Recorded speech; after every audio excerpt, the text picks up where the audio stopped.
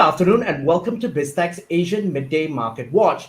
Today is National Day in Singapore and we have a special guest that's joining us today. He's Gabriel Yap, Executive Chairman of GCP Global. Now, Gabriel is a REITs specialist and is a top 20 investor in many REITs on the Singapore Stock Exchange. Now, Gabriel, welcome to the show.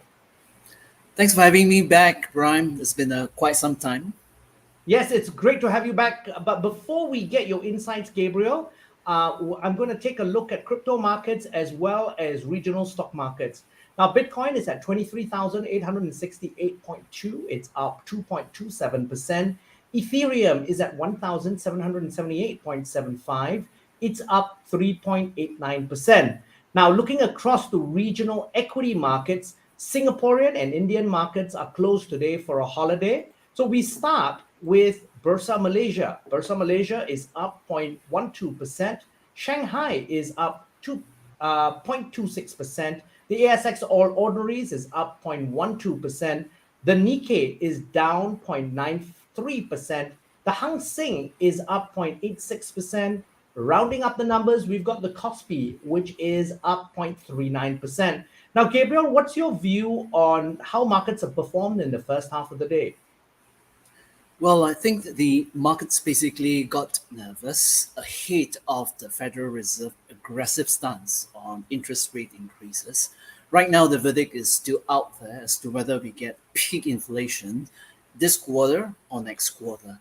But the clear thing is that, Brian, is the fact that equities, REITs, real estate investment trusts, always discount ahead, as what we have always taught in the last 33 years.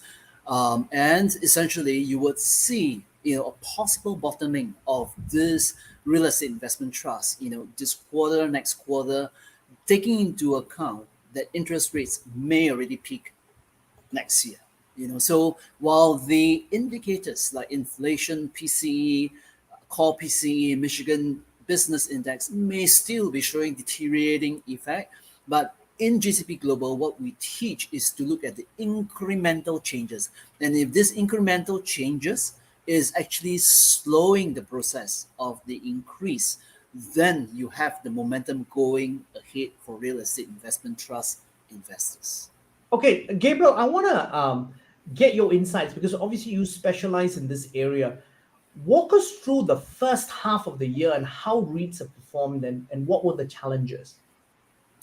Right. It's very classic, Brian, because the last time when Singapore had Singapore REITs experienced its first interest rate increases, that was between 2004 to 2006.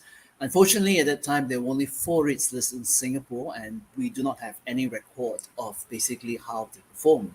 Then the second one actually started in December of 2015, right up to December 20th, 2018. So in the spate of 3 years, real estate investment trusts in Singapore initially suffered a correction of 16% prior to the first interest rate increases. And then after that, despite interest rate increases, of which you saw 9 increases, where the Fed increased the Federal Reserve rate from 0 to 0.25% right up to 2.25 to 2.5% on 20th December 2018. REITs basically initially suffered correction, but after that they started to move up. It's only during the process in 2018 where the Federal Reserve went on an aggressive bid to increase interest rates 4 times out of the 9 times in 2018. Then you actually had a correction on REITs, but then again, that REITs correction was only 12.8%. But if you are an investor, as what we have been advocating all these years, that you will help the REITs, the respective REITs, from 2015 right up to 2018. There were 26 REITs that went through that cycle.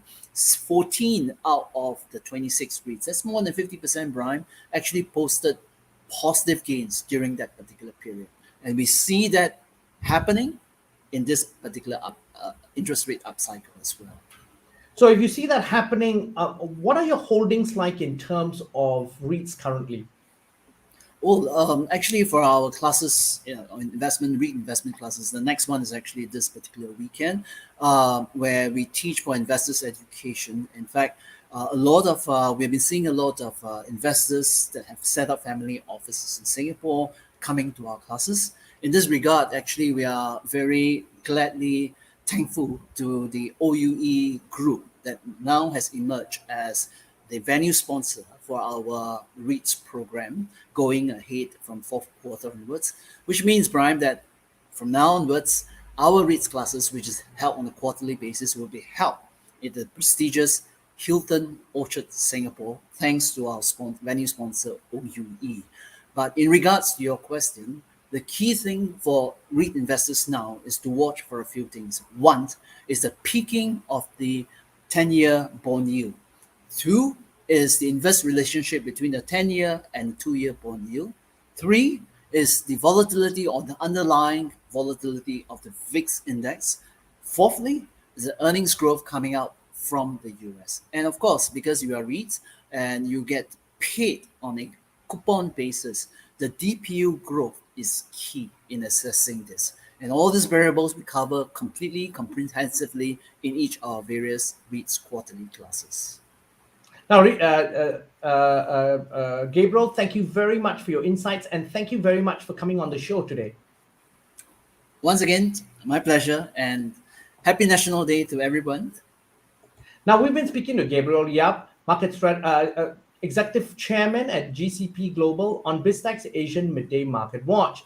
I'm Brian Fernandez. This video and podcast will be on our various platforms as well as our website, www.biztech.asia. Please like and subscribe to our various platforms. Thanks again for watching.